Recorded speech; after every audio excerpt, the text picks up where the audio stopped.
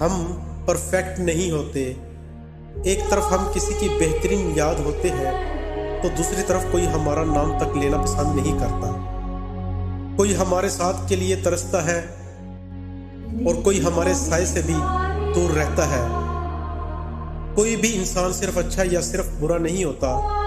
ہم کسی کے لیے ایک مثال اور کسی کے لیے ایک سبق ہوتے ہیں۔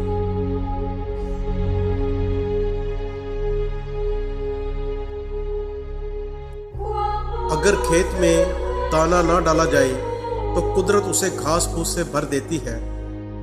اسی طرح اگر دماغ کو اچھی فکروں سے نہ بھرا جائے تو کج فکری اسے اپنا مسکن بنا لیتی ہے، یعنی اس میں صرف الٹے سیدھے خیالات آتے ہیں اور وہ شیطان کا گھر بن جاتا ہے۔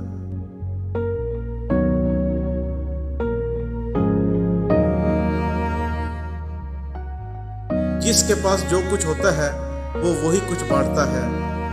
خوش مزاج انسان خوشیاں بانٹتا ہے، غم زدہ انسان غم بانٹتا ہے۔ عالم علم بانٹتا ہے، دیندار انسان دین بانٹتا ہے، خوف زدہ انسان خوف بانٹتا ہے۔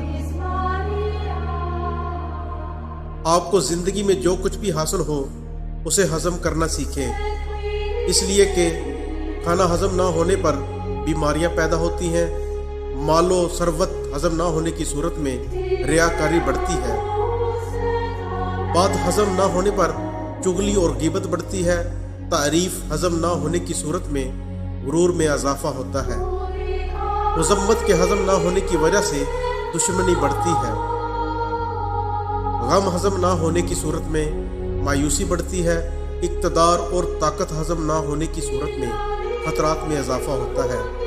اپنی زندگی کو آسان بنائیں اور ایک با مقصد اور با اخلاق زندگی گزاریں، لوگوں کے لیے آسانیاں پیدا کریں۔